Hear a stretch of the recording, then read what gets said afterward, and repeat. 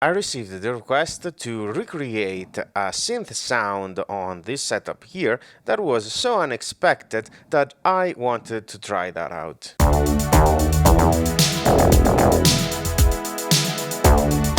It asked for the bass sound of Pet Shop Boys' Western Girls, and let's see what we can get out of.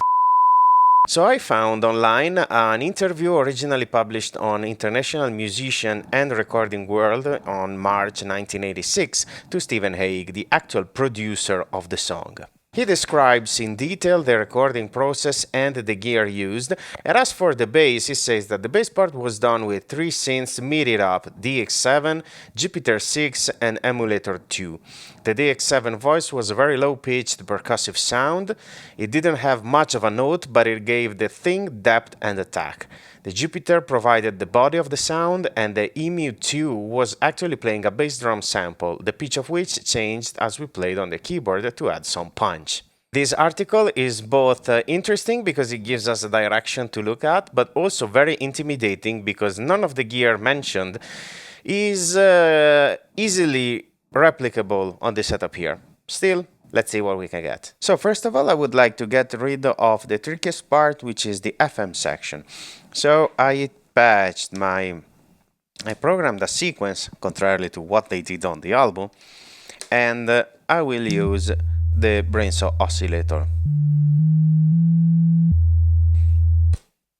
You can hear that I already tuned the 2 oscillators 1 octave apart. This is lower than this one because I want that my modulator, I want it to be an octave lower to have this very growly sound in this section. So first of all, let's add some punch to this sound by taking the gate output and patching to FALISTRI, set to transient mode. Time scale is long, and we're gonna fiddle with the settings until we find something satisfying.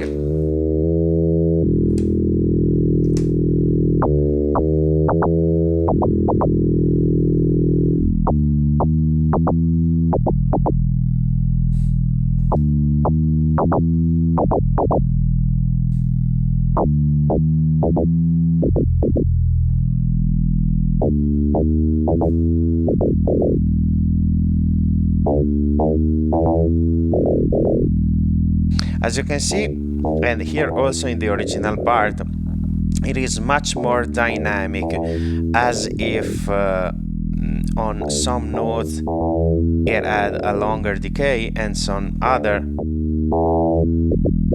a snappier one. We will see if we can get somewhere in that direction. We also need to control the amplitude of our sound, so for now I will use simply a integrated version of the yellow oscillator with a slightly longer decay to control the amplitude. So let's move on to the second section, the Juno part, which I assume had more of a subtractive synthesis flavor.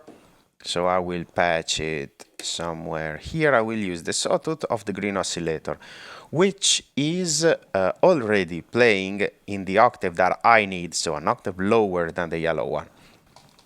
And let's patch it to my second channel here.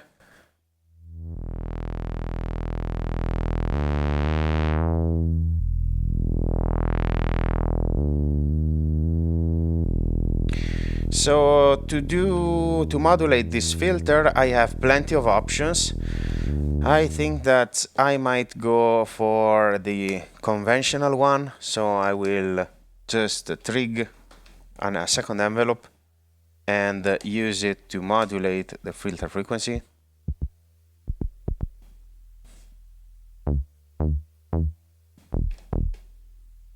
Time scale too long.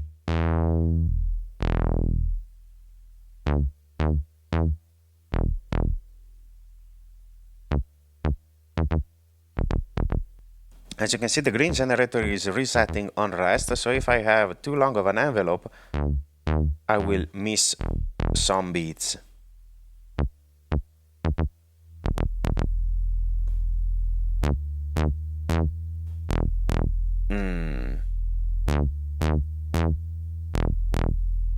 Let's see what happens if I use the same envelope as the yellow one.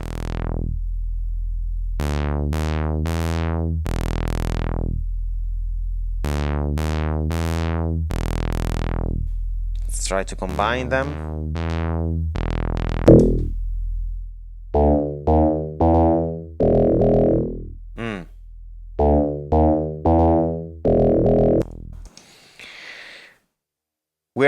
We are still far from the actual result, but the interview also mentioned a sampled kick drum that tracked together with the oscillator, and I would like to use my a copy of my CV, my volt per octave signal, to control a resonating CUNSA filter, which can be, for example, let's use filter 3. I'm gonna patch it straight here.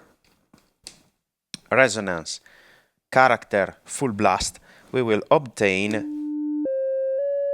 a sine wave oscillator.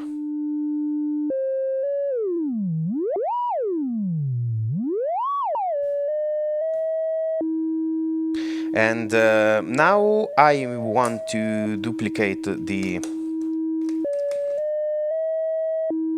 a gate track as well. They are both the same. I need to convert this gate to a trigger signal, so I will pass it into Sapel, and I will patch this trigger to this input here, which it pings the frequency. And if I tune it all the way down,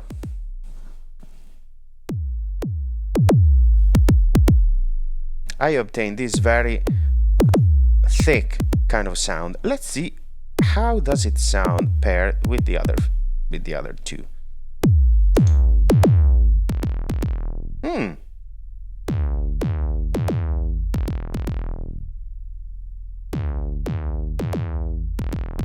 Let's see also with the FM.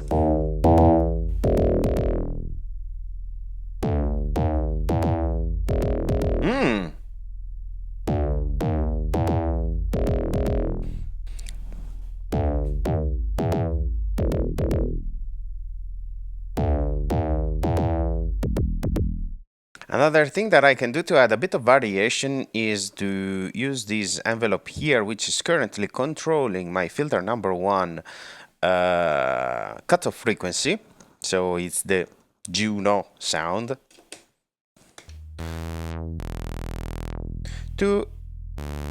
And patch it to the integrator, to the ping circuit, and control its amplitude from here.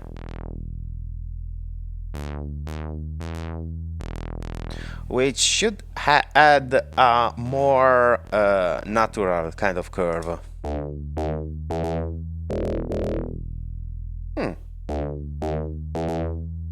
Now I just have to completely close the frequency and play with this knob over here to have a more organic decay, and at the same time closing the channel completely, with a very economic situation, because right now I am not even using my second envelope, so I can momentarily declutter our patch like this.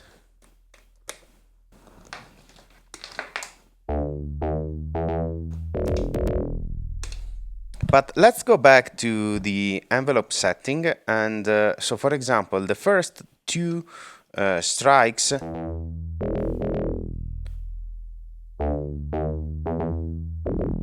deserve to be very short, like this.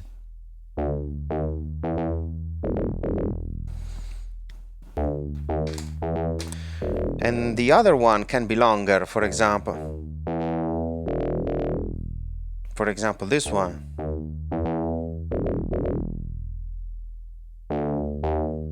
These are longer, and so I can make some stages I can program a DC offset to add a longer envelope that I can then patch here.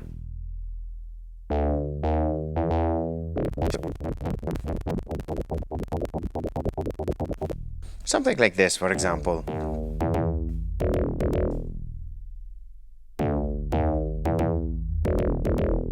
So I'd like to set this filter to combo mode so that it will also reduce the amplitude while closing the cutoff frequency, and this should allow me to have a higher resonance without too much of a rumble in the low end.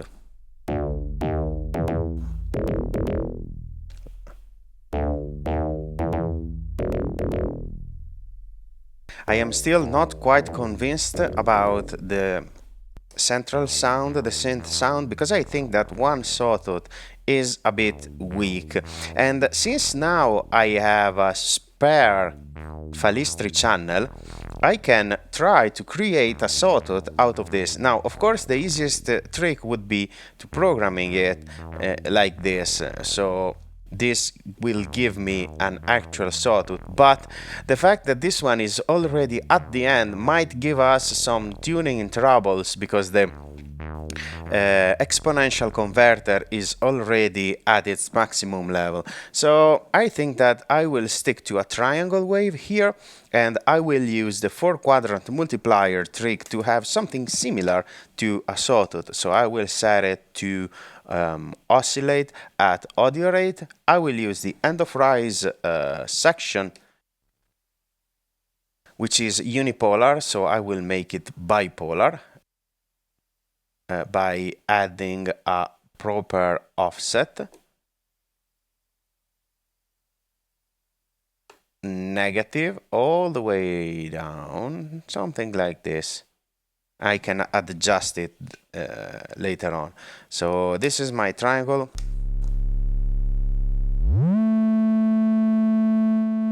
What I want to do is this.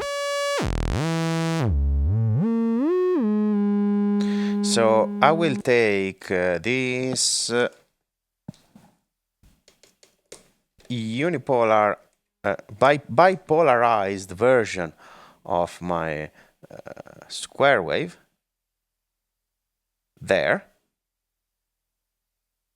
I can see that the 4-quadrant multiplier gives me a clue as for when it's correctly, properly bipolar. And then I will just multiply it by a unipolar version of my triangle. This should give me a sawtooth wave. Wow, nice! Compared to... Perfect. So let's blend them to in the first BRENSO sawtooth, which will go, instead of going straight to the filter, it will go to the... I will use this section here, which is currently free. I will mix the two signals, use the attenuator, the -6 dB attenuator, because it might be very useful for such hot signals. And now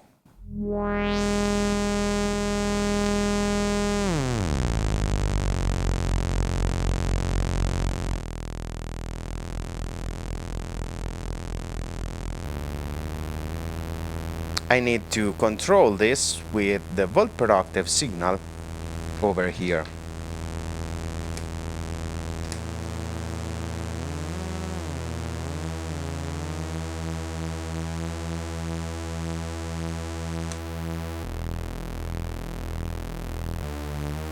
Nice. I think that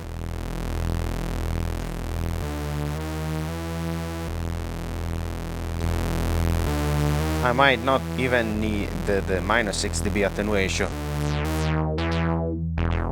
Wow.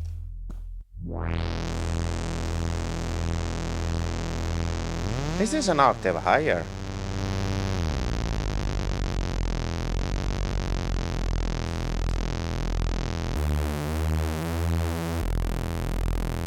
And let's see what it sounds like in its proper context.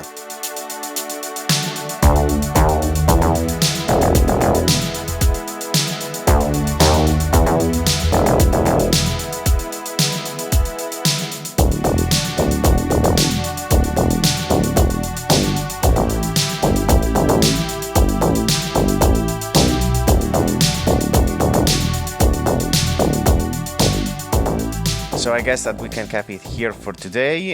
It was quite tough, but I think that we were able to obtain quite a similar result because we had a reliable source, an actual interview with the producer that told us the thought process other than the gear behind it. Let me know in the comments below if you are happy with the result or if you had done something differently in your workflow.